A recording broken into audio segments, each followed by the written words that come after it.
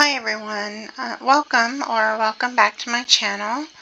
I'm so glad that you chose to watch this video today. And today we are in Honkai Star Rail, and we are on the planet of Rail-Qlipoth. And actually, well, now I'm in the hardest space station. But I wanted to do a little bit of a deep dive into the ion of preservation called Qlipoth, the preservation, which is the ion of Rail-Qlipoth and the city of Belobog. So let's go ahead and do that, and I'll try not to trip over my words too much. And my voice is cracking, and I don't know why, so I apologize if it sounds a little weak or weird. So, okay, let's go ahead and get into this. I'm lagging. Okay.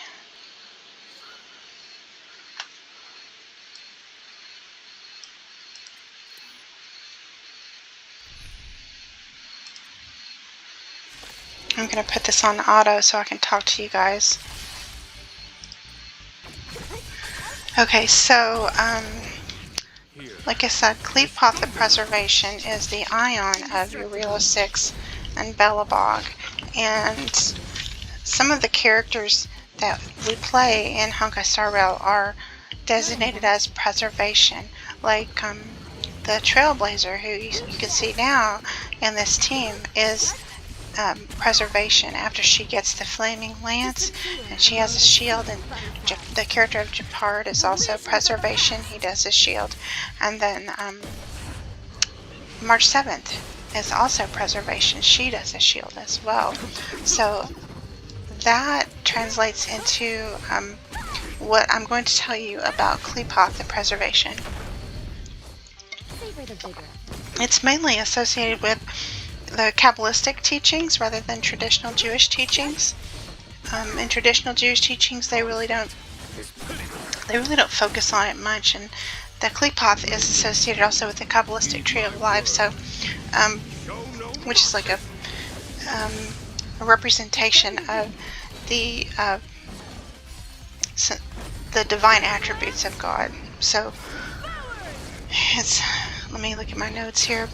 In the Jewish Kabbalistic belief, the Qlipoth are like metaphorical hells surrounding holiness.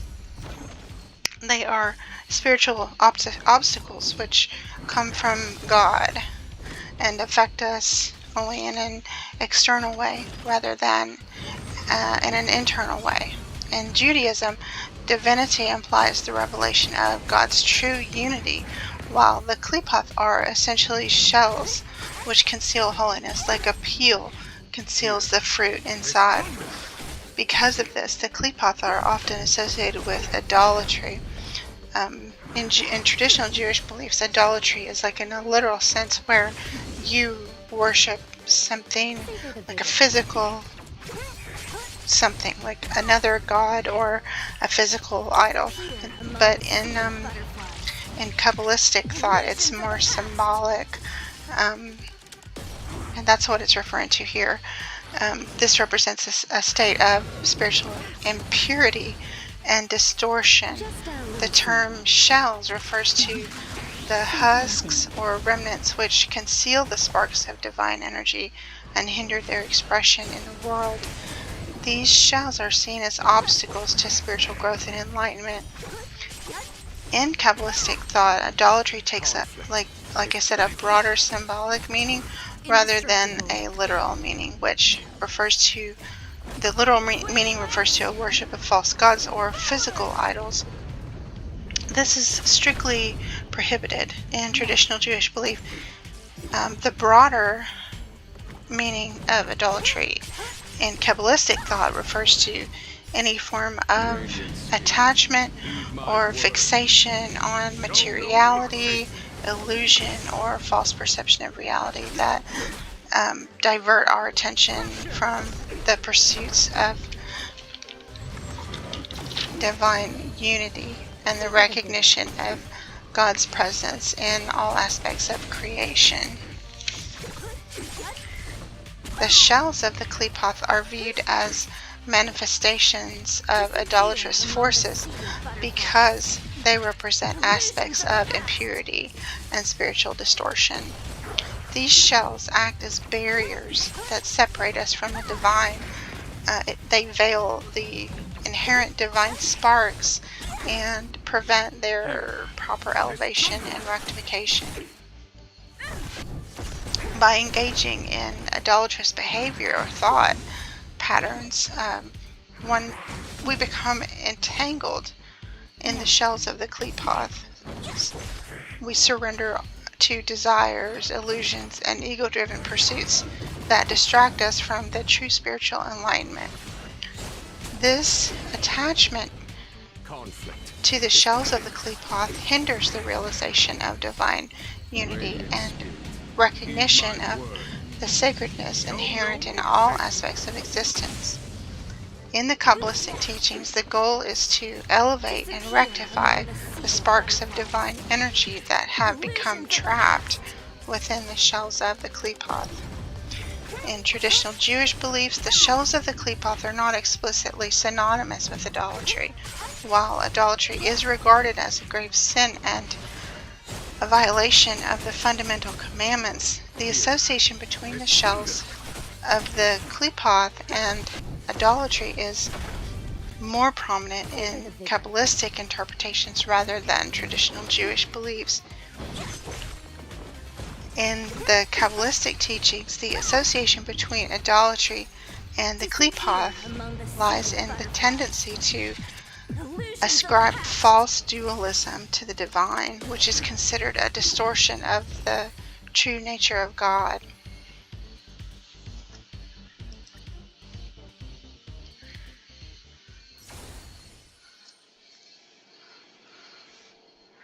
God is understood as the ultimate source of all existence, encompassing all aspects of reality.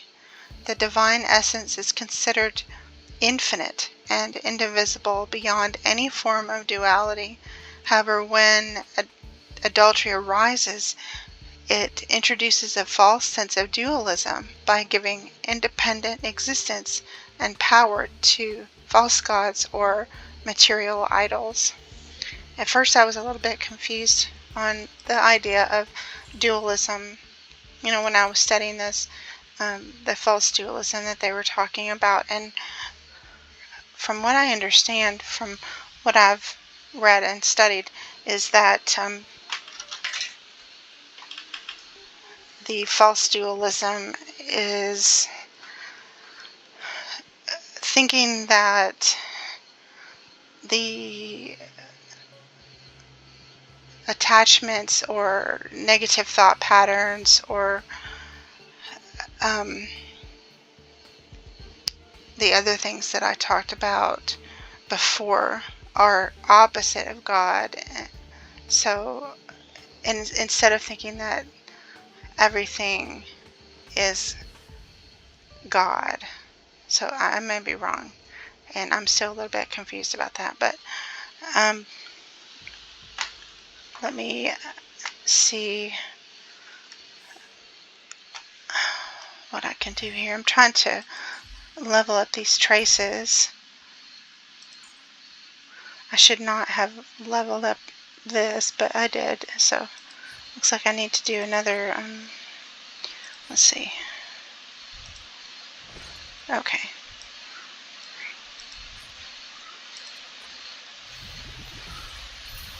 It's getting hard to level these traces up because you need so much material for them.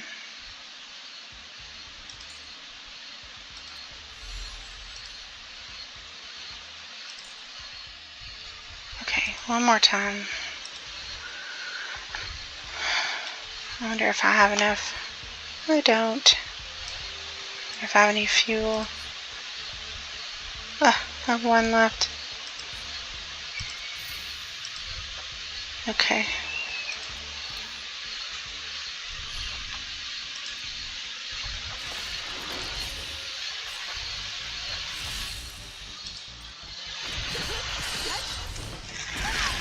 Okay, so back to this dualism. The false dualism of idolatry sees the false gods or idols as separate entities that hold sway over specific aspects of creation.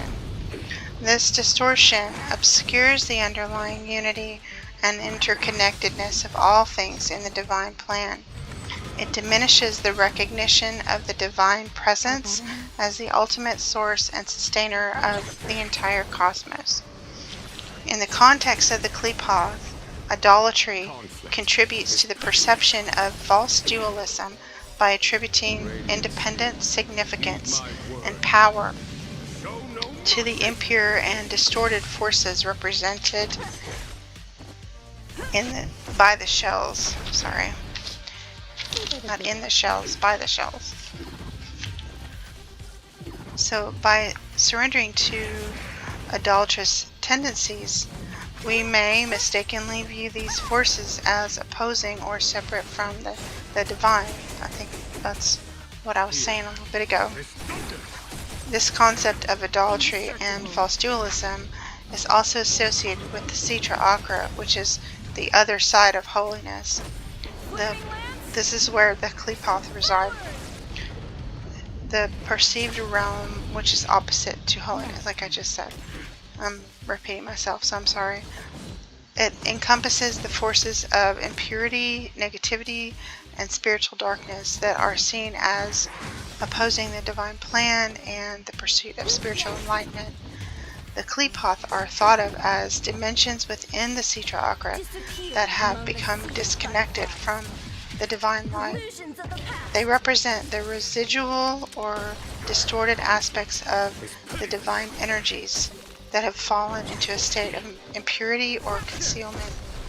These aspects emerge in the descending Seder Histoshelus, which is the chain of being, through the Tzimtzum, which is a contraction of the divine light, as part of creation. The concept of Seder Histoshelus is a fundamental idea in Kabbalistic thought. It describes the sequential unfolding of the divine energies from the highest spiritual realms to the more tangible physical realm. This progression is often depicted as a hierarchical structure representing separate dimensions of existence that result from their proximity to or distance from divine revelation.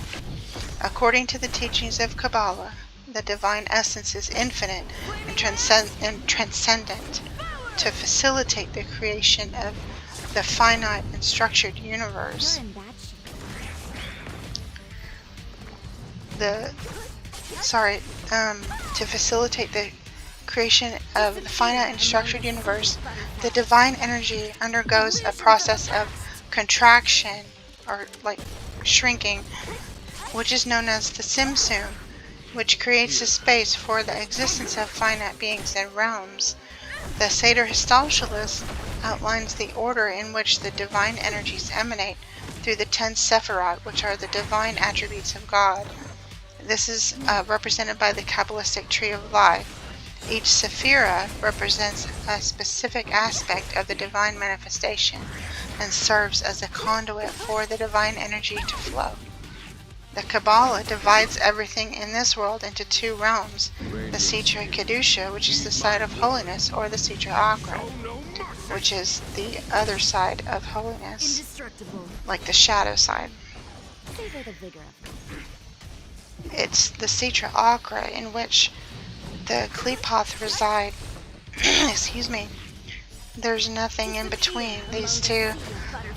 Every thought, speech, or action or creation has its source in either Kedusha or the Qlipoth. So I was thinking when I was studying this, like why does the Tzimtzum exist? Why would God shrink from their own creation? And so I was thinking that it might be in order to give us, the creation as humans, the ability to have free will and not be like automatons. Whereas angels don't have free will, but humans do. And I'm not even really sure if in Kabbalistic teachings or in the Jewish traditional belief, if they even believe in angels. I don't know. That's something I'll have to study more on. But that's basically what I was thinking. When I was reading that, I thought to myself, why would God shrink from their own creation? Since, if we believe that God is infinite and all-encompassing, then why couldn't God encompass everything in the universe if God is the creator of the universe? So and that that's kind of what I thought, what I gleaned from my study. So if you guys enjoyed this video, if you enjoyed the content, please let me know in the comments, and give me a like and a subscribe. My channel is really small, and this would help me a lot as far as getting the videos out into the algorithm, and for my channel to be just more successful. And I think that it would be a lot more fun. My channel would be a lot more fun if there were more people engaging with each other in the community, so like a family. So again, I hope you guys liked the video. I hope it was informative, and I really want to present these subjects in a clear way and in a correct way, and in a way that doesn't show any bias towards any religion or belief system. I believe everyone has the right to worship how they want to worship. So with that said, I hope that wherever you guys are, that you're having a good day or night. I hope you guys are, take care of each other and be kind to each other. And I will see you guys in the next video. Thank you so much for watching.